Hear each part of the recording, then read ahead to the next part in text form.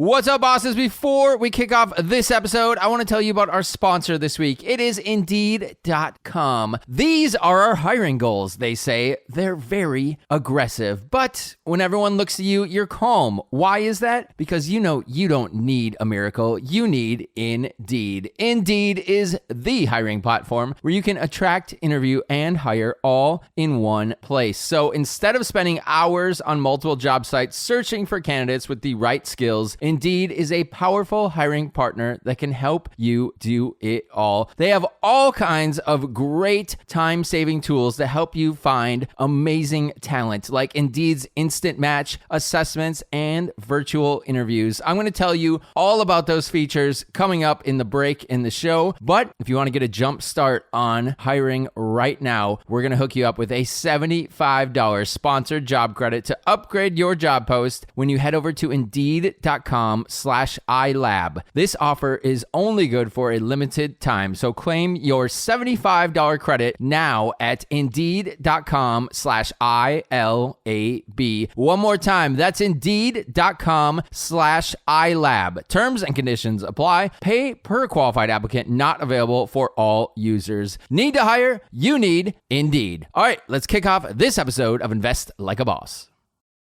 Welcome to the Invest Like a Boss podcast. I'm Sam Marks. And I'm Johnny FD. We're self-made entrepreneurs who invest our own money and use modern technology to invest like a boss. Join us each week for exclusive interviews with our network of modern investors, business owners, and multimillionaires to discover new ways to invest our hard-earned cash. What's up, bosses?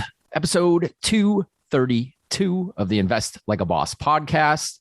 I got Sam on the other end. My name is Derek, and Sam's looking a little sleepy. We're trying to do video this time because I think we can interact a little better when we can actually see each other, and I can possibly trust my internet this week, but we'll see how it goes. Sam, wake up. What are you doing?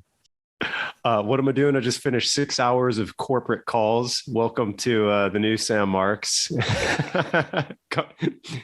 Employee number 6,240 for a pretty large organization. So, yeah, I am sleepy, Derek. Thank you. But you just woke me so up. Excited about this new venture, Sam. and I think I just had COVID. I'm getting over COVID. You might hear a little crackle in my voice. So yeah, it's been one of those last few days. Dude, COVID is going around, but it's weird because I think we've just accepted the fact that we're going to get it and we'll get through it. But it's like so different from like 2 years ago where you're like, oh my God, if I get COVID, like I could be in real problems. Now it's just like, we're going to have it and it's going to happen. We're going to have it. We're going to give it to all my friends. We're going to give it to my family. Yeah. We're going to get it back in 2 months from now again. I know, it's wild. Well, we're trying out some new things. The last few weeks, the podcast has been a little bit different. You might've noticed. We're trying out some new experimental kind of stuff. And we thought that we'd kind of revisit this interview that Sam did with Justin Donald. Justin was actually a guest on iLab back in November of 2021. It was episode 204. If you want to go back and check that out, we learned Justin's story. He's got a lot of cool stuff. I think he got rich doing trailer parks. I think that was kind of the first one. He did Cutco parks. Yeah. Cutco cutlery. Cutco. Yep. Really cool guy. Killing it now. Got a wild like mastermind group that's like 30 grand a year, I think. But everyone, at least Sam that you know that's in it, has said it's 100% worth the fee. Yeah. And Justin actually just wrote me recently. He's heading over to, guess where?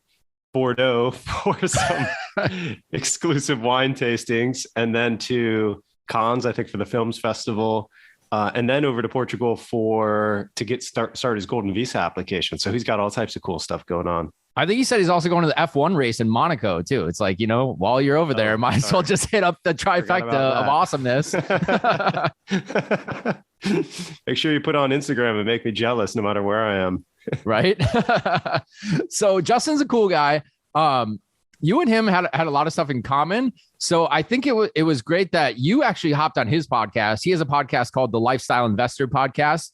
And we're thinking the chances are most of you guys probably didn't hear that interview. So it'd be a good chance to kind of air that interview. And it's a really good backstory on Sam and how he got to the point where, he built up a business kind of starting in college where you had one plan and then it like due to things that happened in college, things changed and you went abroad and then you built this huge business and a huge exit. So we've always touched on little bits and pieces of that, but I think this is a good comprehensive view of the story of Sam.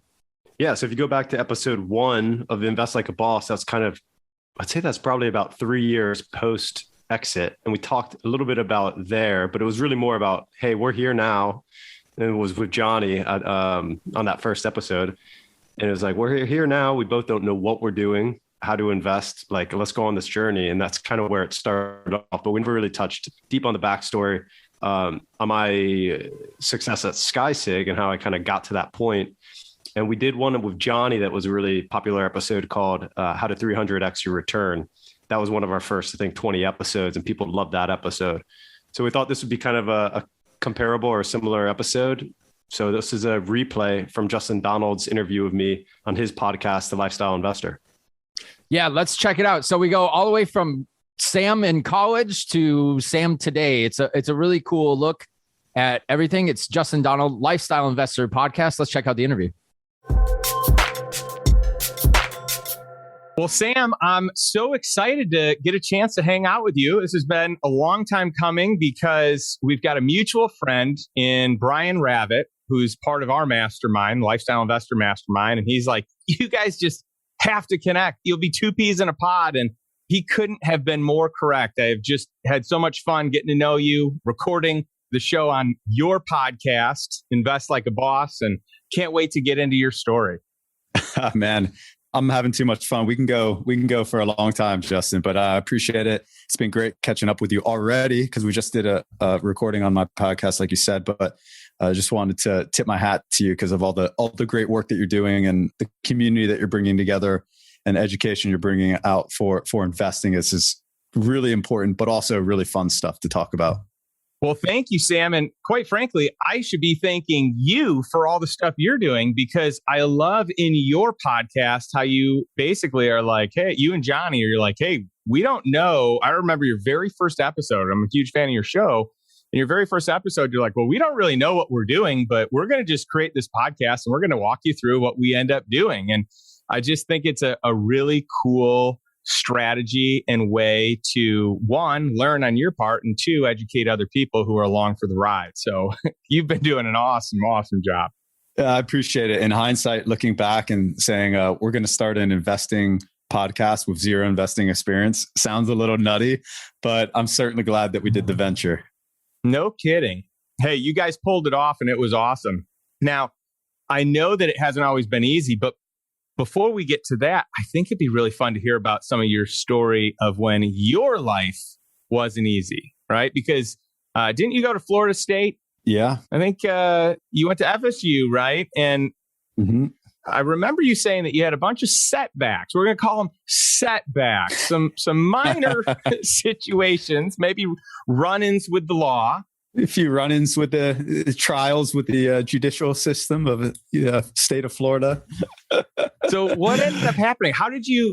I'm curious on the story of like, hey, stuff was maybe not going the way that you wanted it to it's going in a much better direction to like, hey, we're crushing it now. So I want to peel the layers back and kind of get into your mind of what's going on. Yeah, man. I went to Florida State. That was the only school in Florida I got accepted to. Actually, Brian Ravit, he already mentioned, was a fraternity brother of mine. And I joined a fraternity called Phi Sigma Kappa. And it was a group of basically South Florida kids who were all like fun-loving, halfway jocks, like wannabe jocks. But we were basically partiers, like fun guys. Through the fraternity, somehow ended up getting this business spirit to us, right? And you had mentioned, we had talked about your experience in Cutco, and a lot of us in high school were doing Cutco. I mean, there's probably of a fraternity of 70, 80 kids, I would say at least 25, 30 of them had experience in Cutco. Wow. So I think we carried a lot of that kind of hustle into college because we were doing Cutco primarily at the end of high school, carry that hustle into college. So we were always we were always in there like scheming on ways to try to make money. And it was sort of the advent of the internet. And so we were looking at this new frontier really. And so we had this mixed criteria of like party, sports, try to make money, like this big cycle. And the party side kind of caught up to us a bit, and I had a few run-ins with the FSUPD. I mean, totally nonviolent crimes. I say that halfway joking, but it was, I would like go out to bars and there'd be police officers dressed in Abercrombie and Fitch that were like 24 years old, and they'd strike up conversations with you. And then 5 minutes later, they pull out a badge and they're asking for your ID. And of course, the only ID I have on me is fake. So I'm like underage drinking, fake ID, go to jail. But that actually happened to me 5 times when I was a freshman. I got arrested 3 times for underage drinking, fake ID, criminal mischief, which was literally just me breaking a window at my dorm and the police coming in and arresting me. So like a bunch of ridiculous arrests, which more or less, not to making excuses, but basically everyone does this same type of activity in college. I just happened to get caught for it. And it really was... The first one was funny because I got arrested literally, Justin, 15 minutes from when my parents hugged me my freshman summer and said, goodbye, son, we love you. We're here to support you. We know you do well. And I waved them off and I turned around and saw a buddy that I knew from like high school that I didn't know was going to Florida State. And he's like, hey, Sam, come over here. Hey, man, I got some beers. You want a beer? I'm like, yeah, I want a beer. We crack the beer and then we like walk outside and there's a police officer standing right there. And, in high school, that would happen at parties and they would just be like, hey guys, like you have a safe ride home? Be like, yeah. And they'd be cool. And then college, they're just like, you're getting arrested. So yeah, that was college for me. I ended up with 6 arrests during college. And it was, I say it laughing now, but my freshman year, by the end of that year, I was like, this is really bad. I was scared to like go out. I thought it was so jinxed. I was afraid to go outside and cross the street. I'm like, I'm going to get arrested for doing something like that, So it's really psychologically burdensome on me. But in hindsight, I was able to take that, redirect my energy into really productive things. No kidding. So, I mean, first of all, I feel like most people are doing what you're doing, like you said, not getting caught. I get someone getting caught. But 6 times? I mean, that is some bad luck, Sam. Goodness gracious. Whoever's pulling my strings up there in the simulation's just like, listen, man, you need to be doing X and you're messing around. So I'm going to keep you in check quick. This isn't going to be like this 30-year delay. It's going to be like, boom, now you need to reckon. So you are a world traveler. Yeah, I love traveling. I've been to 76 different countries. You, I believe, have been to over 100. And this started early on in life because after college, I believe you moved to the UK. Is that right? That's correct. But it happened actually before that, because after this troublesome freshman year, I was 19 and I was not having a type of college experience that was enjoyable at all. Like I was hiding behind closed doors and all my friends were going out partying and I just wasn't able to participate. And so I got the opportunity to go to Switzerland and I looked up the drinking age and it was 18. So I'm like, wow, happy days. No arrest. Arbitrage. So I was able to, instead of buying a car like all my friends are doing, I was like, I'm going to put that towards studying abroad. So I went over to Switzerland and that actually really opened my eyes to opportunities abroad, because I realized even in Switzerland, I was like, wow, they're just backwards, man. Like, why is there not Walmart here? Why is there not all these services, right? A little bit naive, but it made me enjoy being outside the US so much and see opportunity. And so that's what really, I wouldn't have ever ended up in the UK out of college if I hadn't had that experience of studying abroad. That's awesome. What a cool experience early on. And so you're in the UK, you graduated. Did you go there because you wanted to go there? Did you go there for an opportunity? Because you started a company, an electric cigarette company, prior to that being a norm. Like today, that's a norm. When you started it, that was not a norm. So I'd love to hear your thoughts on that. Yeah, after the arrest, I realized that there was no way I was ever going to get a job. And so I had to figure out how to start a business, and I'll yada over this pretty quickly. But my sophomore year, I decided to start a social networking site in college. This was 2003, 2004. So early on in the internet. And that did fairly well. And I was able to do a deal my senior year of college with a guy that basically more or less bought it, but it was sort of like a licensing deal. And that kind of gave me a bit of spirit as an entrepreneur.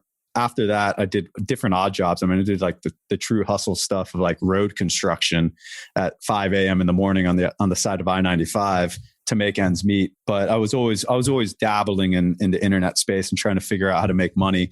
And that led me into doing affiliate marketing and learning how to market online products really, really effectively in the early days and start making some serious commissions. In fact, our mutual friend, Brian Rabbit, and I was living with him in an apartment downtown West Palm Beach. And I can remember I was making like $100 a day doing affiliate marketing. And all of a sudden, like 2 weeks later, I was making like $5,000 a day. And then like 2 weeks later, I was making like $30,000 a day. And I'm living in this like shared $300 a month apartment. And I'm so superstitious that I'm just like, I'm not leaving my room because I'm refreshing the stats like every 3 seconds, like new sale. And money was just pouring in. And then like once a week, I'd go out and just like let loose and like buy bottles at a club and stuff. And it was so fun. But through that experience, I learned that, okay, I can market certain products really, really effectively online. And when e-cigarettes came out, I was actually out in a conference in Las Vegas. And one of the very first e-cigarettes that was ever manufactured, the guy that made it and actually invented the e-cigarette was a guy from China. And he was there with it. And he barely spoke any English. And he came and he knew that we were really good at marketing. He's like, hey, here's my product. Can you sell it? And I looked at this thing and I tried it. And I thought, well, I'm actually really good at marketing healthcare products. If this thing could be just a little bit better, taste better, and have a better design, man, I bet tobacco smokers would use that. And so that's where the idea of starting like an e-cigarette business came from. And this was before there was really any e-cigarettes on the market. But how I ended up in the UK was because we took a look around online and of the entire world, the best, most established product was in the US and they were still very small. But we said, okay, they have some pretty good trajectory, pretty good momentum. Let's just take the next best market. Why compete here? Take the next best market. At age 24, 25, I said, let's launch this business in the UK. I've never been there. Sounds like an adventure. And that's how it started. I flew to the UK. I had a bunch of product from China shipped over to me, met me in London. And I started a road tour around the UK with product in the back of a hatchback. Yeah. So first of all, I admire your ability to just leave the comfort of everything you know to start a company that you hope will make it in a market that you've never been to. I mean, that's just incredible. I love it. It's very inspiring. And what's cool about your story is we get to celebrate one that did make it, that went the full cycle. So you're literally like living out of a car, selling product from a car. And 4 years later, you get acquired by one of the largest in the space, what becomes the largest in all of the UK, right? Yeah, it was an incredible experience. Day 1 to year 4. I mean, it all happened very quick. We never had venture capital, but it literally started out of living in a car, selling and marketing product out of a car, and that full cycle up to living in a hostel, to our first office, to having an actual decent apartment and not living off bread and noodles, to hiring staff. And there were so many complications along the way, but it was just an incredible ride. And like the second part of that business was actually going to China and starting our own manufacturing facility in China. And that was even a more interesting experience than the Britain experience of just being over in China in 2009, 2010, when like nobody was there and starting that manufacturing. We ended up having 400 employees there and like only one of them spoke English. And yeah, just like the experience of living at the factory and hanging out with these people and like how fast innovation and production happens there is just mind boggling. But Justin, ever since I got out of that business, I've been on a path of trying to figure out how to replace the thrill of those 4 years. And I haven't found it yet. So it is kind of fun to talk about it and remember it. Yeah, that's cool. Well, I'm glad that we can reminisce because the amount of value you were able to create in such a short period of time. I mean, 4 years. I mean, that's incredible. So you sold SkySig to a publicly traded company for $100 million. That's an incredible exit. Over the course of 4 years, you're living so cheaply, right? You're totally like pinching pennies. In some cases, unsure early on, like, oh, is this real? Is this affiliate marketing? Is it? Am I going to keep getting paychecks? I'm going to keep living in a $300 apartment to living in a car until you upgrade to the hostel, then upgrade to an apartment, to now having $100 million. I'd love to hear what that was like, that experience.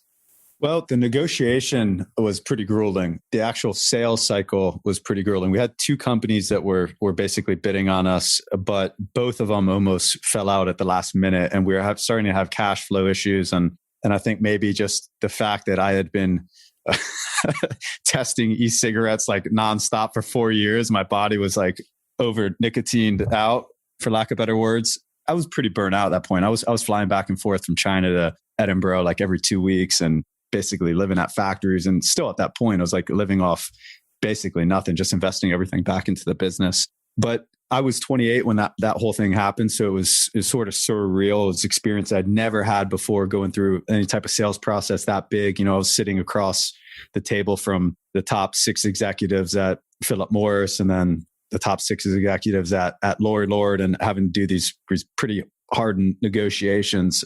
So it still is surreal to me.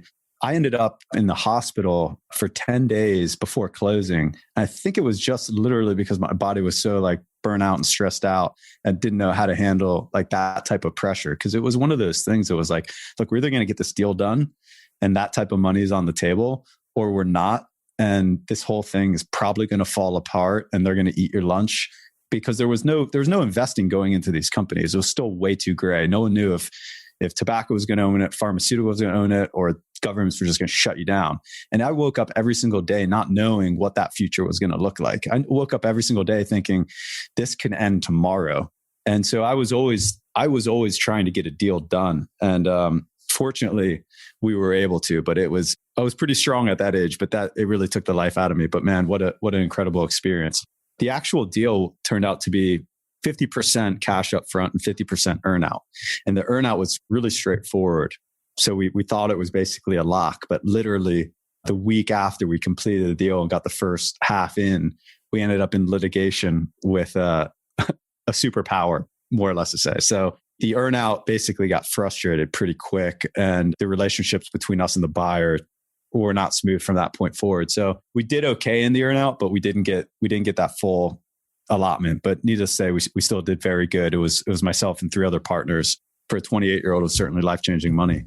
No kidding. There's so many things I want to ask you about that experience, because the way that it's like romanticized, having this big exit and what you think it's going to be, what you see in the movies, what you maybe envision from your other friends or see on Facebook, you think it's going to be this unbelievable experience. But then when you actually have it, and I want to know what it's like for you too, but like you think it's going to be one thing, and then it's kind of like, okay, what's next? Did you have anything like that where it like felt so good, but then at a certain period of time, it's like a few days later, a week later, a month later, it's like, okay, this is, so I got some extra digits in the bank account. It was almost, I hate to be a spoiler, but it was almost all negative from day one. It really was, it was not good for me because I was in the hospital building up to that. So I had no energy basically when we signed. I woke up in the hospital. I saw the headline in the news. So I knew the deal was done because I went to sleep with like the paper signed, but we weren't sure if they were going to back out. And I'm like, I signed, I'm done. Like I'm going to sleep. I woke up, saw it in the news. And then the next day the money was in the account. So it was like bang, bang. And then for me, Justin, it was like, I had built this thing from the hatchback with product in the car, like over there just on this wild adventure. And I had this nucleus. The company and the team that we built was like I was 24 to 28 during that time. And the entire team was like, 22 to 24. So it was like this, almost like a fraternity that was just going to war every single day, like building this thing. No one had experience. We were just in there, all energy, motivation, and ambition. And it was such an incredibly dynamic and ambitious place to go to work every day. Like I hated the weekends, just wanted to be in the office with everybody. But when we did the deal, part of the deal was like, hey, I'm going to go finish up manufacturing. I'm done. Like 2-3 months, I'm done. And the light switch was on. And when we did the deal, the light switch was off. And like literally that week, it was like, I'm not needed. I was like, how am I not needed? Like, of course I'm needed. No, I'm not needed. And it was this massive void because at the age 28, all of my friends were working. None of them were traveling. Everyone's on the grind trying to get there. And I was just faced with this reality that like my life, I was 100% investing, committed. My entire life was this business. I had nothing else going on. I didn't even date girls for 3 years because I just was putting every bit of attention in the business. And then it was over. So, I immediately tried to replace that with angel investing and massive traveling and going out to bars every night and bars in the day, like, whatever I could to keep my mind off like the void. And it was a very, very difficult time for me. Very difficult 18 months. And to some degree, it's like I said, it's been very difficult to replace the whole experience, man. So good. Hey, thank you just for being super vulnerable, Sam, and for your honesty here on this, because what I want people to understand is that we glamorize this thing that may not need to be glamorized, right? So having a big, massive exit isn't always what people make it out to be. And having an increase and an influx of income, though it sounds great, it comes with another set of problems and issues and things that you need to work through. And I think most people don't realize that the majority of deals when there's an exit happen with some form of earnout. So you hear this big number, it's whatever number, but that's including this future money that hasn't been paid yet, may never get paid, might be tied to certain metrics that you have to hit in order to get paid, might be over 4 years, sometimes even more.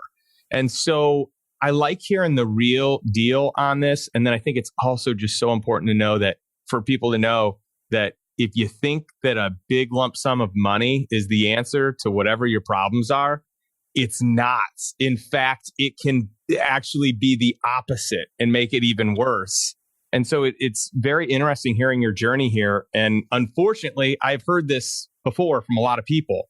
Oh, wow. Okay. Yeah. I wish it was sweeter sometimes. Now, so what I'm curious about is like, when did you pivot to the podcast? How soon after this? Because you've exited, you've had a little bit of maybe unexpected type of circumstances, maybe not exactly what you envisioned for yourself after a big monster exit. When did you kind of get things back on track? When did you start feeling better? When did you start creating passion in your life again? I think the podcast has been huge for you in that regard, at least as an outsider. That's how I feel. Sure. And like, how did you use that as like an educational piece for the next chapter of your life and your professional journey as an investor as opposed to an entrepreneur?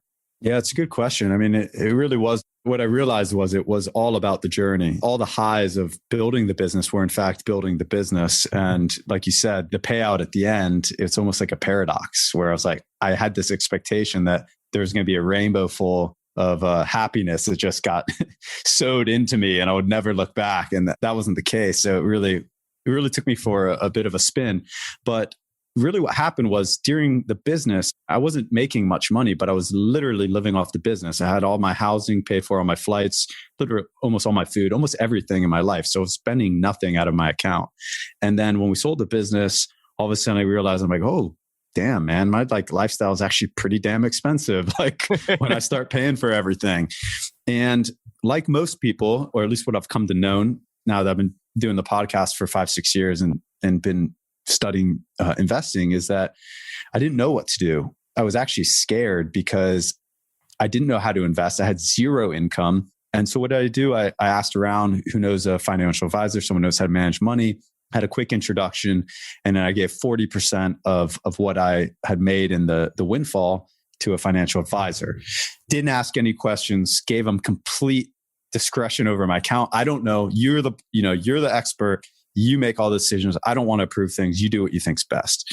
And after 2 years, and this was kind of part of the down cycle, the music wasn't matching the words because I was looking at the stock market which, I was looking at the Dow Jones, and the Dow Jones was going up, and I'm looking at my account, and the account is kind of volatile and going down or sideways. And over the course of 2 years, I think the market was up, the Dow Jones was up, say 20%, and my account was flat. And I was still having to pay these tax bills at the end of each year because there was fixed income in my account. But the most frustrating part was that I would go into these meetings with my financial advisor and nothing made sense to me. I felt like I was being manipulated. I felt like I knew what was going on, but they were saying something different. I was very intimidated by the process of meeting with them in their corner office in their nice suits and these older gentlemen that were speaking all these words that I couldn't understand. And I just thought to myself that this is no way to go through life. That I have to feel this vulnerability with my money, and I know I'm paying them some type of fee. Yeah, they say they're going to make me 8% and they're going to take 1%. Seems like a good deal, but they weren't making me 8%. And then the book Money Masters the Game came out by Tony Robbins. And that really it empowered me in a way to think, wow, I can figure this out, right? But investing was still very intimidating and for newbies, right? And especially with more money like that, I was like, I don't want to make a major mistake where I lose 30% of this because I literally may never forgive myself if I do that, right? But at the same time, I'm scrambling, Justin, because I have no income. And I'm like, I need a couple $100,000 before tax just to pay my expenses and the lifestyle that I want to live. So I thought, look, I know nothing about investing, but there's so many people out there that know nothing about investing. So this is when the best way to do it would be to start a podcast, force myself to learn by putting myself on stage in front of an audience with talented investors and making it look like I know, something like I know what I'm talking about. And that was really the decision to start the podcast. That's awesome. Well, I'm really glad that you started it. And it's so interesting to hear your story. There's definitely some similarities, some differences for sure, but so many similarities.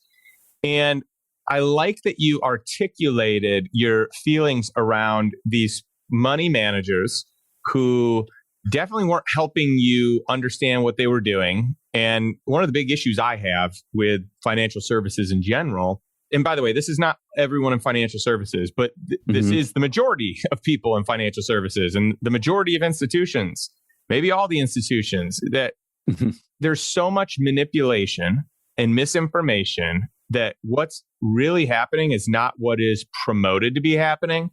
And there's just overall misalignment. So it's promoted, they'll make you 8% and they make their 1%.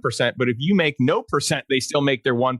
And then you made negative money, right? You had a negative return. And I don't like that. That just does not fit well. But you mentioned something else. And this is an interesting concept as well, because people envision often like, hey, how great would it feel if I had X million dollars? I would be set. But the reality is, if you can't figure out how to protect the principal and invest in things where you have interest coming, cash flow coming, then your principal is going to dwindle down into nothing in time. And so it's like this clock starts ticking. The moment you have an exit, it's like, oh, whoa, I got no income to support my life, like you said. But then your bank account is decreasing. There's like a mental awakening and like hypersensitivity when you see dollars just decreasing, right? Yes. Yeah. And you got to like figure out how to put this to work and solve for this problem. And so, it's an issue, but it creates a lot of stress. And I don't think people see the full picture of what that looks like. And so this is the power of having cash flow and buying assets so that these things don't happen. And I love that you're learning this along the way. Absolutely. Yep. So as you are going through this process, you're like, okay, hey, I'm going to start this podcast. I'm not an investor, so I'm going to start an investing podcast. I'm going to learn how to invest. I'm going to bring some people on. I'm going to educate others while educating myself. Totally brilliant. I absolutely love it. What are some of the best lessons that you've learned going from entrepreneur to investor? This could be specific investments. This could be principles. This can be, whatever you want it to be. But like, what are the lessons that you feel like are real good foundational lessons for someone that maybe is transitioning from having a big exit into where you're getting your money to work for you? Yeah, I guess the same themes keep coming up for us. And if you look at our portfolios, or at least my portfolio, I'm very diversified. And this was kind of one of my drivers, I guess, if you look at what I wanted to do. So I looked at, okay, what's actually my goal? My goal is, what's most people's financial goal? And most places you look, it'd be like, okay, generate enough passive income to be able to support your lifestyle. But I got to that point and I realized, well, this kind of sucks because now I feel like I'm living paycheck to paycheck, right? And then inflation seems to be actually decreasing my net wealth. So what's better is, I want to create enough passive income to be able to live my lifestyle while still increasing my net wealth and having a surplus, in fact, to be able to invest in really interesting things, whether lifestyle or investments. And so the second thing was like, I never wanted to lose money because I was spending it down. And I made some mistakes early on. In fact, I think my advisors lost me money on the whole and it just sucked. And I was always that guy going to like casinos and losing $20 on blackjack was so much worse than like making 50, right? It was just like, I don't like to lose.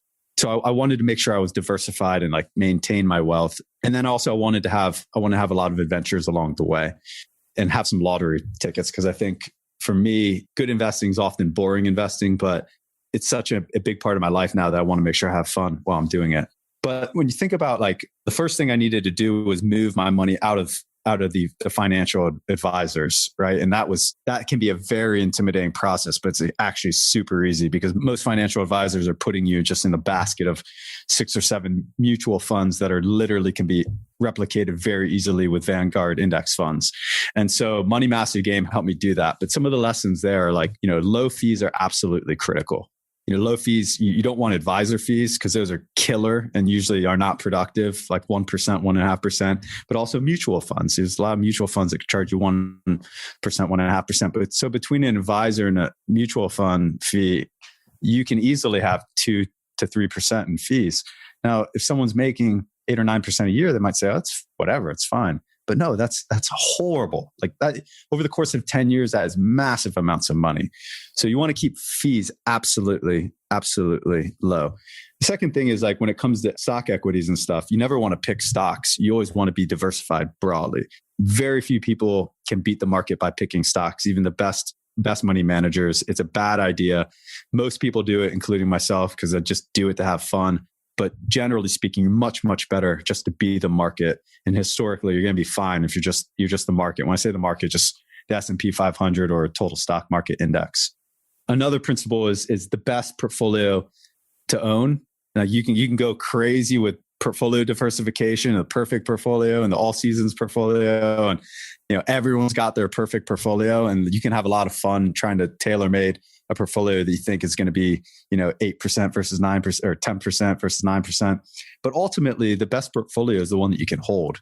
If you're 80% stocks and 20% bonds, or you have gold or inflation protected indexes in there, municipal bonds or whatever you have, you typically want to be majority stocks. But are you majority US, you majority international, you small cap, large cap, emerging markets? What really matters is sticking to something. And Fidelity did a big research project on this, and they figured that the most successful people, clients of theirs, were actually basically clients that died, and no one had inherited that because that was the fund that no one touched. Because everyone wants to touch it. Oh, move money here, take money out, pause my account, send me back some money, invest a little more. No, you just want to keep it where it's at, and you want to add to it. So there's some really like fundamental things that if you like just get right and you cement these learnings in the beginning, you stick to them and you don't make that major mistake, which is pulling money out in a down market or a bad time. If you can avoid that mistake, your chances to do well over the course of 10, 20, 30 years are very, very good. Yeah, those are great lessons and great habits. I love that you bring up Money Master the Game. I thought that was an incredible book and very eye-opening, really, to kind of bringing into full circle, into plain sight what is really happening. And like you, I lost money investing in conventional investment strategies in the stock market with money managers. The big rub I had, rub number one is I lost money, right? Rub number two is that my average rate of return on my statement said that I made money. So it was this huge manipulation of like, well, averaged out, yeah, but actually I lost money. I had a negative return and my statement said that I had an average rate of return that was like 7 or 8%. It was just like the worst feeling in the world. I totally felt lied to and manipulated. And that is an industry-wide issue there. And there, by the way, there are great people that are in that space. I don't want to paint everyone out to be taking advantage of you. I've got a lot of friends in that space, but I think that they're the exception and not the rule, unfortunately. One of the things I really admire about you, Sam, is you have been able to live an incredible lifestyle. And you've been able to do that because you're focused on, it's not completely nest egg. You're getting into this space where you're like, hey, let's create some cash flow. Let's get my money working for me.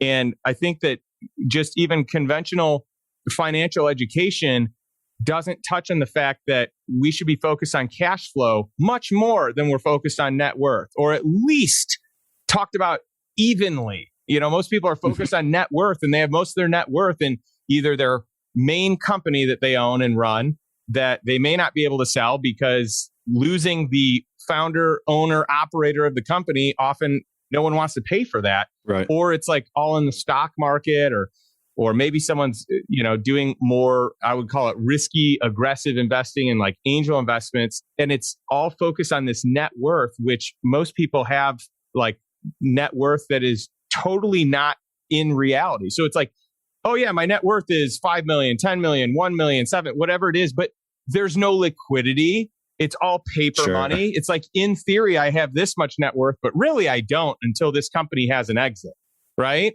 Or you don't want to draw upon what's in the public markets because you are worried about not having the return that you could get. So even though it's liquid, it's not really liquid. That's right. And so I just think that there needs to be more focus on cash flow and how to cover what it costs you today. And I love that you're doing that in your podcast. I love that you're doing that with your life. I love the adventures you're taking. I get to live vicariously through you with all the cool stuff you're doing. You're in Barcelona right now, which is cool. You're leaving in a week to go somewhere else. Cool. Where else are you going on these adventures? And I'd love to hear some of the lifestyle, because you are a lifestyle investor. You are at a point where you are investing your money and living a life without a job and doing some things that you're passionate about. Yeah, thanks, Justin. I appreciate that. I've tried to orient lifestyle and investing to be a pair in that sense. In fact, a lot of the investing I'm doing it has a lifestyle perk to it, right? And there's a bit of an adventure to it. So it's not strictly the gain or the cash flow, but it's how can I build a lifestyle around investing and have fun while doing it and have some adventure. There's a book that was written that's called Adventure Capitalist that was extremely inspiring to me, where the gentleman basically took a car and drove around like 80 countries and tried to make like an investment in every single country. And I think, that there's a bit of that spirit in me. I love that book. Fantastic. Have you read it? Yes. Okay. I forgot the author, actually. I just was to look it up. I'm drawing a blank on it too, but he's got like that yellow car, right? That he takes around. Yeah. Yellow Mercedes. Jim Rogers. Yeah, there it is. Jim Rogers. Fantastic book. So, I ended up in Asia after the deal, and oh man, there's a lot of stories there. Some of them are just kind of funny. Like I was in Thailand looking for residential property investments, and I ended up at a bar in Phuket and with a property developer that was like 26 years old, half Thai, half Belgian guy. And we're having mojitos, and he all start talking about his development he was going to be building next door and the plot of land he owned. And here's the rendering. And I ended up just being like, have you sold any yet? He's like, no, I'm going to start selling them in 3 months. I'm like, what if I buy the first one right now? And like, we end up shaking on it. And he brings over a credit card terminal, and I put down like $5,000 on my credit card right there and like work out a sweetheart of deal.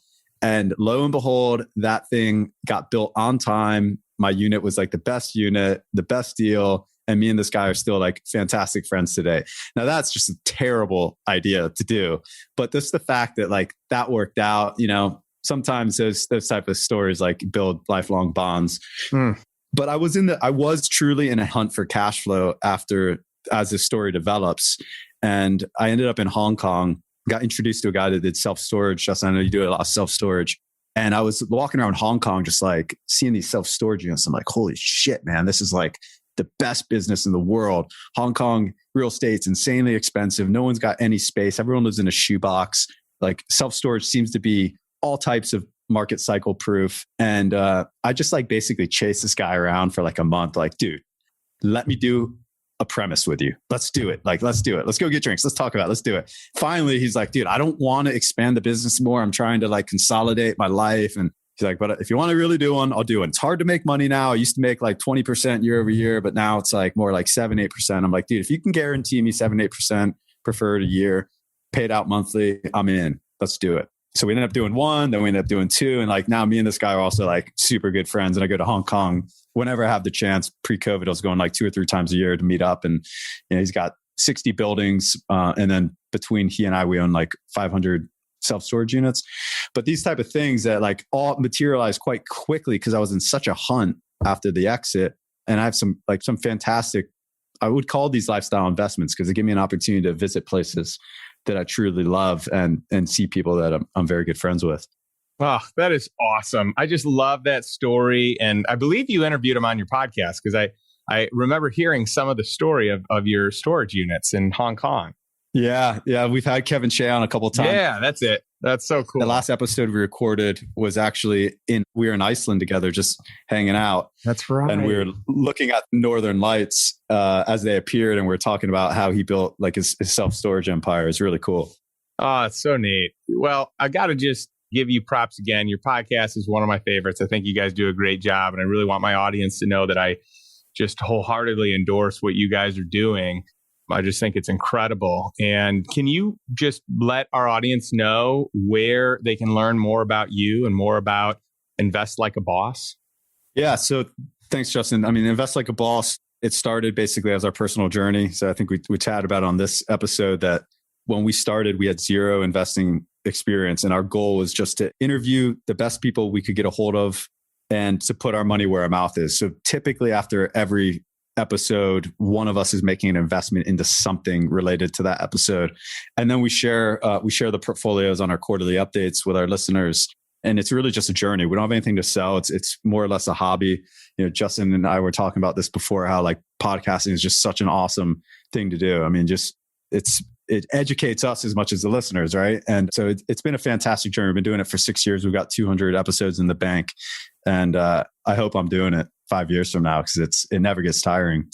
Yeah, it's so much fun. I love having a podcast because there's just so much like creative space and things to learn. You just realize how little you really know. That's it. Like you might think you know a lot. Start a podcast and just see what other people know, and you will realize how little you actually know. It's just incredible. That's a good point. Justin, when can we get together? When can I join one of your conferences or masterminds? Because I know you guys are doing really good work, and I've heard from some of the people that are in them that the group and the network is incredible, and I got to get a piece of that. Oh, we'd love to have you. First of all, I'd love to have you meet up sometime when you're in Austin or whenever our paths cross in Europe or wherever you might be. But yeah, we can definitely arrange for you to be part of. In fact, it'd be fun to even have you share some of your major lessons that you've had doing your podcast on the episode. So you could be part of one, you can run one. I think that would be really cool. I think our audience would love it. So you're a fellow lifestyle investor. Our lifestyle investors love to hear from other lifestyle investors. So likewise. Yeah. So where should people look you up? So the easiest way is just Invest Like a Boss. My email is sam@investlikeaboss, but we're pretty active there on social. And other than that, if you want, just tune in, subscribe, hang out. And it's a great community, not necessarily just our podcast, but I think the whole lifestyle investing community that is growing. And there's so many more deals and assets to be considering right now. So the crowd and the community are ever important. So the more that we can bring that together, the more fun we're going to have and the more returns we're going to make. Oh, I love it. Well, thank you so much for being on the show. I feel like I could talk to you for another hour. I mean, I feel like we're just getting started. This has been great. I think we're going to need a little bit more or maybe a lot more of Sam Marks. So thank you so much. And to all of our listeners, those of you watching, I just want to end our episode the way I like to end every episode. And that is this: take some form of action today. Take one step towards moving into a life of financial freedom, a life by design, not by default. What's the one thing you can do today to move one step closer to financial freedom? We'll catch you next week.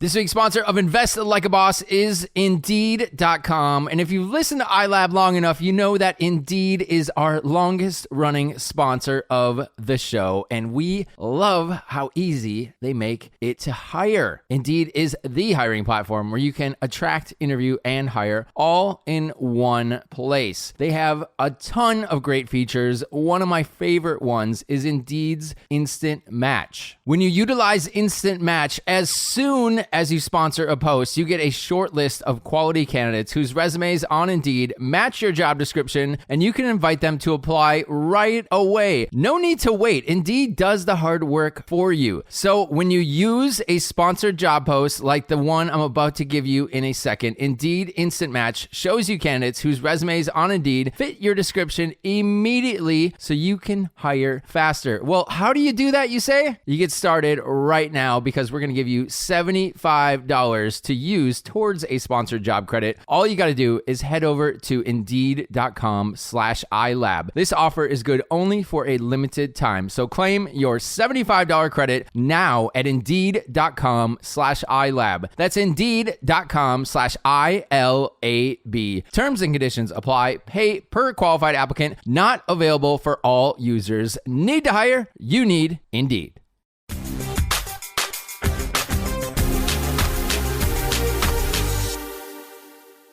Sam, getting a full picture on your story was actually really interesting because I've had bits and pieces through the podcast, through just talking to you, and this is kind of like all wrapped into one. So it was really interesting to hear. The big thing I got out of it really was that you got a lot out of college and I didn't. So I found that really interesting that your college experience really kind of shaped how you jumped into your career. And I found college to be a massive waste of time for me. Yeah, but man, I look back at my college and I cringe, like I sweat.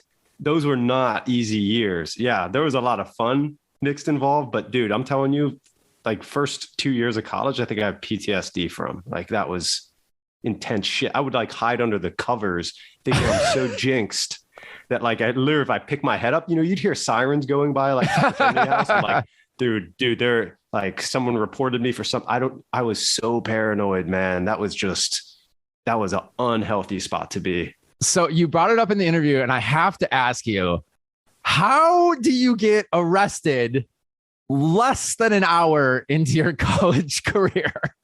Your parents, I think, were still within view of you. Couldn't it have just stopped there, please? And just be a funny story? No, I had to continue. Dude, that was too much, man. I remember going home from that freshman summer and my dad's in the pool. He's like, son, you have something to tell me? Because I got a letter in the mail from FSU PD. And I kind of just shrugged it off. You know, I was like, it's just like, someone saw me, a police officer saw me drinking, Dad. It was just like a little written thing. No big deal. And it like was never spoken about again until the following semester when they got another 4 in the mail. And then it was a big problem. Yeah, right. Oh boy. So that kind of set you to going abroad. And I feel like before you went abroad, you were kind of, I guess, what was your plan before you realized like, hey, I want to travel and I want to go abroad and build a business outside of the US? Were you planning on sticking in the US before that? Oh yeah, man. I mean, I was never planning on building a business. I was planning on I was a criminology major. I wanted to be in the FBI or DA. Oh, that ain't happening now. Yeah, that was out day one. Maybe now I could do it again, like go back with my record and like international travel and you could be like that. Things like that. What was that? Catch Me If You Can. You remember that movie where that you could be like the consultant after you had a record? Yeah. Yeah. It's like, hey, I could go to China and get into all the manufacturing facilities and have some loops into the governments and know the scene there and stuff. Yeah, I should be a target for the CIA. Oh, you still got some time, Sam. This is a future move, I think, in Sam Mark's part. Yeah, man. Like going back and you connect the dots, it's like, wow, how things changed out. I mean, I think for the better, but some days I question it. But it's like, yeah, all these kind of things, you could never see them happening to like where I am now. But without those events, without that, like that college stuff happening where it's like, dude, I'm telling you, Derek, if you and I went to college, we'd be doing the exact same stuff. We'd be hanging out at the same bars, and you would have gotten out of college with 0 arrests, and I would have 5 doing the exact same things. It's like that's what I say. I feel like someone pulling my strings and was just like, nah, you're off course. Like, we're going to correct you. And like, here's how we're going to correct you. Yeah, that makes sense. I mean, I don't think you did anything that the average college student hasn't done. It's just, I guess you got caught a lot of times.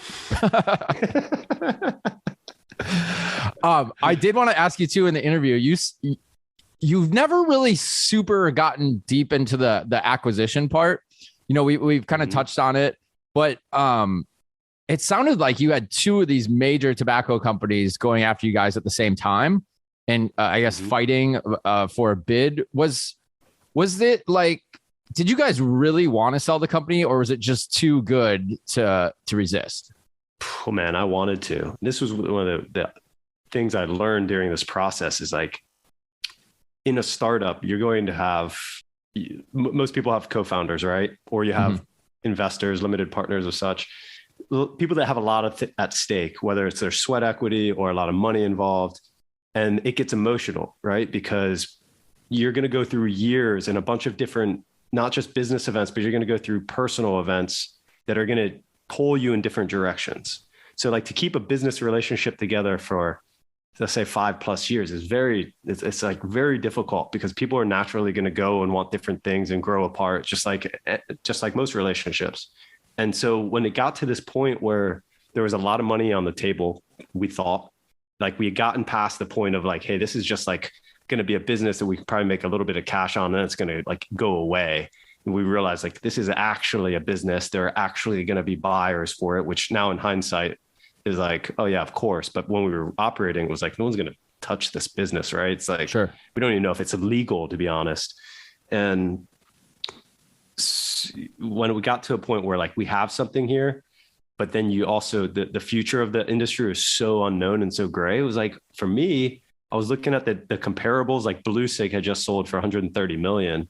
And we were not quite as big as them, but we were the UK equivalent of them. And I was like, man, if we could get 50 or 100, like that's more money than I've ever imagined ever making. And it's more than I can, that I could retire on if I wanted to. I'm in my like late 20s. So for me, looking at the risks ahead and the stress that I had kind of endured for the 3-4 years up to that point, building the business, I was like, dude, I want out. Like if we can get anything close to that, let's get out, because there was also zero. The potential of zero was very real. And it seemed idiotic to not try to exit the business. At the same time, I had partners. We had one investor, and people wanted different things. One guy thought we'd build $1 billion business and didn't want to exit, and he may have been right. But I think the reality is, if we didn't sell there, we would have gone bust. And so what happened? What happens? Broke apart. What happens if there are investors on board that don't want to sell? Is it a majority vote, or how did you guys handle that? It's different in every single situation. In our situation, we needed 5 people to vote to sell, which in hindsight was a bad way to set it up. Like you should have a majority or a super majority. In our case, we had 5 people with votes, and all 5 people had to agree to sell. So one person could veto the deal. Oh, wow. And that's basically kind of what it came down to in the end. It was like, it wasn't a real healthy situation. There was a lot of internal politics going on, but a couple of the guys ended up saying like they're going to veto the deal unless they get more. And then I ended up in the hospital, like too stressed out to deal with it. And then I kind of came back to consciousness, and I was like, kind of while I was incapacitated, there was an agreement that was like, hey, we'll go ahead and do this deal. Like we've got Sam's power of attorney. And I kind of came back to consciousness, and I'm like, hell no, like I'm not taking a less. And in the end, we ended up doing the deal, but it was not fun in the end. And like in the end, 2 of the people, like there's 3 people that are very good friends still, and 2 people like no one talks to anymore. That sucks. And that's the business. Yeah. Unfortunately. Yeah. Shouldn't get that way, but it does too many times. Can you kind of go into, I wanted to ask you also, so the way it was structured, I can't remember the term now that you said, but you got one lump sum right at the sale, and then there was some kind of the waiting period to get the rest. And you kind of let us know that it maybe was a little bit less amount of money than you had anticipated. I can't remember the term for that. So, I mean, you can. Sure. So a very common structure of a sale of a company, at least a larger scale company, or let's just say multi-million dollars on up, is some form of earn out or earn out. And a lot of times you'll get some cash up front on the deal, and then you'll have it, let's just say half or maybe even more than half as part of the earn out.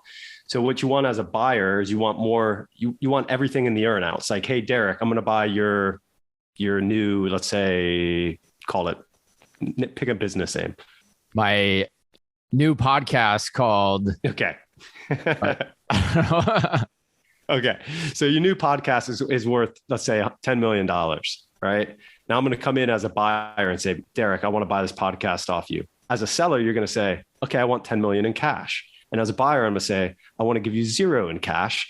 I want to give you the 10 million over the course of 5 years, as long as the podcast continues to do well and you're here and you meet all these expectations, et cetera, right?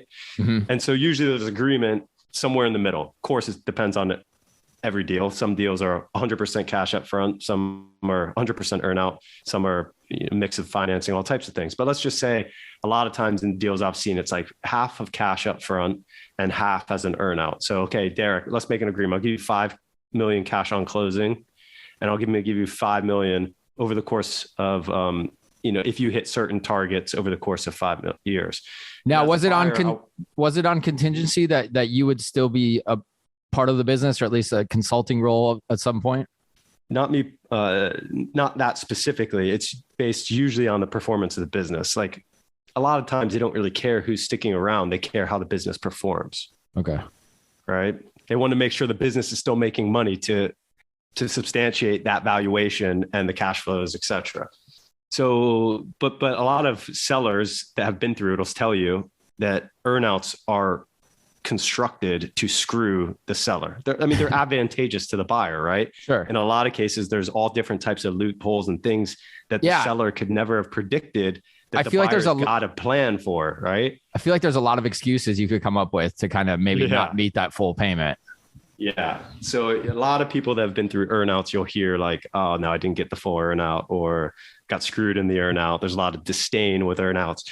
The most current deal I just did with my co-working business had an earnout, and that's like not looking that great either. And it's not because I haven't put in the effort to achieve that. It's like because we haven't been given all the resources that we thought we were going to get in the timeline that we thought we were going to get them. And it's not exactly spelled out in the earnout agreement to that degree. So it gets complicated, but I mean, that's business, right? You try to negotiate the best contract, and there's always a leap of faith when it comes to an earnout. Like you can't spell out every single detail in a contract usually. So there's always a bit of a leap of faith. And a lot of times the seller loses. That's very interesting. I'm glad you explained that further. And then kind of fast forwarding to the future, I guess we should talk, because it's really valuable, I think, for right now in the market we're in. If you're listening to this when this episode comes out, we're just entering a bear market in the economy. And Sam had spoke to the importance of diversifying your portfolio. So essentially, you didn't start off doing that after the sale, but since then, I think you're hyper diversified, we could call it. But what made you realize that you need to take control of your own money and diversify it and spread it around?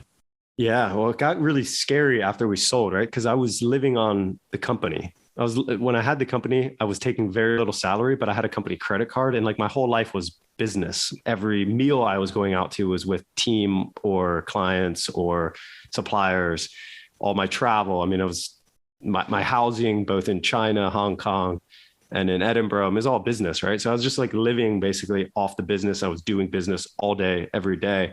And then when we sold the company and I was like, I didn't have that credit card or that balance anymore. All of a sudden I had to start paying for my life again. And it got expensive. Sam's got bills. And I had no income, and I had no idea how to take the money that I got paid out and turn that into income. Like, okay, I'm putting it in a bank and make, 1% interest. That's not paying the bills. So I gave it to an advisor, and then I was pretty lax in the beginning, but then I started looking at my account like every single day, and the volatility was killing me. And I started reading investing books, but things didn't really make sense initially. And, I talked about it a little bit in the interview, but just, I felt manipulated, and it wasn't that I felt manipulated. I didn't feel knowledgeable enough, and it made me feel really vulnerable. And so it was just a kind of this overreaction to like get that in place. And that was what led me to like my initial discussion with Johnny, which like really perked me up. And then he had me on his podcast. I'm like, Dan, this was fun. And it might also be a way to learn all the shit that we really need to learn like quick. Or I felt like I need to learn all this stuff in like 5 months, because I got to start making money, and I need to do it smart. And I don't want to feel vulnerable with a money manager. So I got to get rid of the money manager. I got to learn to invest. I've never invested more than like $20,000.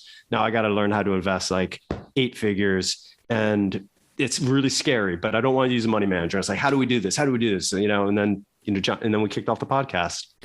I can't imagine how frustrating it is to know that you have the ability to make multi-millions of dollars, and then you're like, I don't understand how to invest this and grow this, but I'm smart enough to make all this money, but I don't have the skills to keep it. That's got to be really frustrating. Yes, exactly. And a lot of people will say it's easier to make it than to keep it, which is insane when people start thinking, oh, so-and-so's got X amount of millions of dollars. Like, surely it's easy enough to keep it. It's like, no, it's not like actually that easy. Like, I think more people blow it or lose it than stay disciplined with it. Right. And even if you stay disciplined with it, you can still fuck it up. Right. It's got to be so easy to go. Look at your just look at your metaverse portfolio or crypto portfolio. Wow. You might have been a disciplined metaverse crypto investor, but you fucked it up. Well, I'm still buying it as it goes down, but we'll see how that works out in the future. But it's too. Like I just bought more Matterport and Roblox today. My God, we're on the same level, Sam. Yeah. I'm following Sam's moves. Don't. I thought they used to work out, but not anymore. Let me take the pain for you. But also, this investing year is going to be a funny one. We're going to look back and be like, crypto, metaverse, and drank all the profits, all the wine. Like, what do we got left to show? That's what keeps it interesting, though, Sam. So, yeah. So, and also, like, one other thing like that, when you get to that level where, let's say you have $1 million in the bank and you see the new Ferrari and you're like, that's pretty awesome. I could afford that. It's got to be hard to resist, nice things that you're like, I deserve this. And, on paper, you can afford it, but maybe a year from now, you can't afford that. So I think that's really tough too. What's actually really helped me in that department is being 2 things. One is being a nomad, and 2 is being out of the US.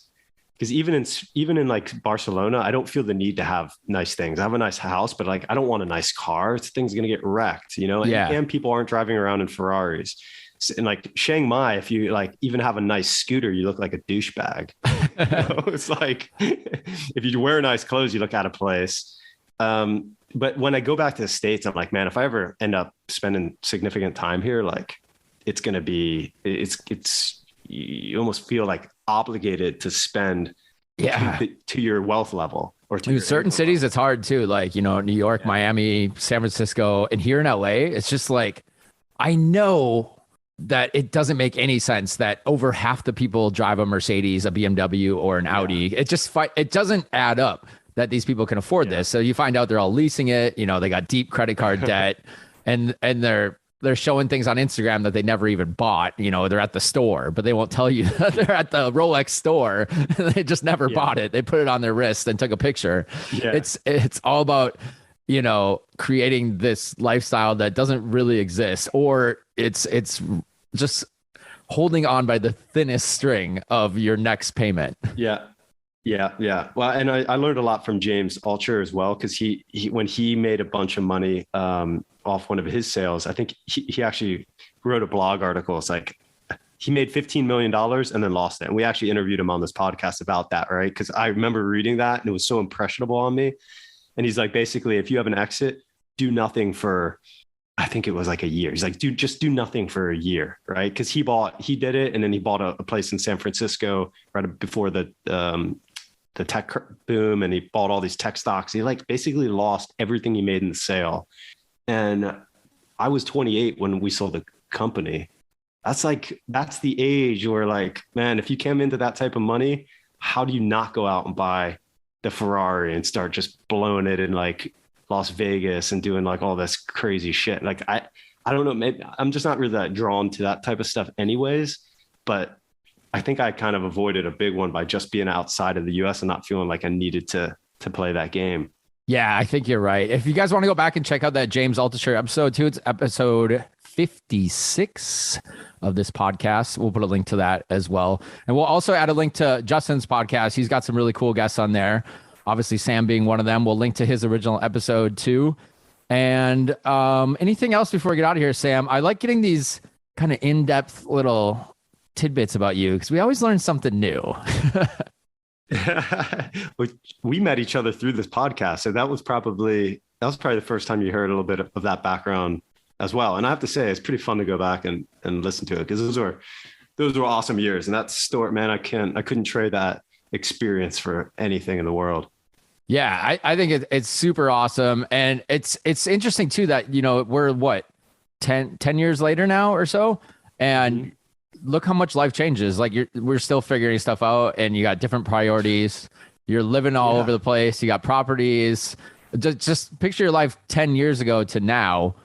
Everyone's got that, but it's just like you don't know what the future is going to hold. So it's like an evolving story. So can I go back pre-COVID, existential crisis? You want to go back to living in the factory, sleeping on the floor of the factory? I'll trade half my money. I promise. I can arrange you a trip to China, Sam, if you're going to send half your account over. Derek, mastermind coming up, right? Yeah. We actually had to change the date, so I can't give it out right now. We're going to do it in June. But if you guys are a Patreon, just sign up at investlikeaboss.com. Click on become a Patreon. Starts at $5 a month. We're going to let everybody in this time because we've been doing some changes on the show. We got some announcements, and we're overdue for a mastermind anyways. And the market's going crazy, so we got to have a chat. This is going to be a good mastermind. Yeah. So we want to hear everyone's feedback on some of these new episode formats, but also this is the first mastermind we're going to do where, dude, there's a lot to talk about in the markets and investing portfolios. Not just all winners this time. We got some major stinkers. Major, and we'll cover those in the mastermind. Your favorite booze to that mastermind group and anxiety pills. But overall, I hope you are too, Sam, but I'm doing okay. But just because I am so diversified, but just seeing those losers is like painful. But overall, I think I'm actually still up on this year. Barely. Barely. Let's chat about it in the mastermind. Yeah, that's a tough one for me because the crypto and the metaverse, like there's a lot of meat there. But diversification, I mean, it's like great, man. When I look in my Vanguard account, it's like drop in the bucket. Like there's not much of a dent, That's why I love that stuff. But I look in my E-Trade account, mostly stocks.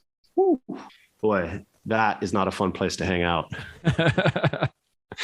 One more thing. There's no way you can paint that dashboard pretty. I know, right?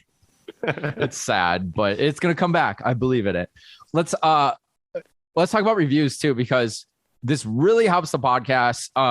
It's like we don't get a review for a while, and then we tell you guys to review and you do it. So we appreciate it. Spotify has reviews now. I heard Spotify has got more podcast listeners than Apple Podcasts, which is crazy. You can't actually write a review on there, but you can leave a rating. So a 5-star rating really helps. So far, we're still at a perfect 5.0. So thank you, bosses, for that. Let's add to those. And on Apple, just got a recent review. Let's hear from Okie Dokie 35 says they found out about the podcast through Johnny coming out of Ukraine on YouTube. So there you go. After watching a few videos, realized that he's a fellow Californian and digital nomad. I came across the podcast and was hooked right away with the numerous topics presented on iLab. I enjoy listening to them because the three guys, Sam, Johnny, and Derek, all found their own ways to success, and they're respectful of one another about it. They don't get pushy on their podcast, and they ask great questions to their guests. I really enjoyed the quarterly updates and the recent episode with Trevor Wright on credit card points hacking. I have gotten more people talking about this credit card points hacking and travel than I think any episode in recent memory. So I really like that you guys are into that. And we found out too, from talking to you guys, that you want to hear more about our travels and kind of life experiences. So we're trying to bring that more into the podcast as well. Yeah, that was an awesome episode on the credit cards. I just listened to that recently. Pretty intriguing. Damn, it's just another thing I don't need to be doing, but I know. I just got my Amex point offer, no. so I got to figure out how to spend that, and I still don't understand like how to transfer it to airlines. So I might have to get on a call with Trevor. Oh gosh, yeah. I'll probably end up doing it as well. More to talk about on the mastermind. Yeah, talk to you guys next week. Thanks for listening to the Invest Like a Boss podcast. Join our mailing list at investlikeaboss.com to get exclusive access to our insider investment folios and our private members forum. If you enjoyed this episode, please subscribe on iTunes or your favorite podcast app. Tell your friends and leave us a review in the iTunes store. It helps more than you know. See you guys next week.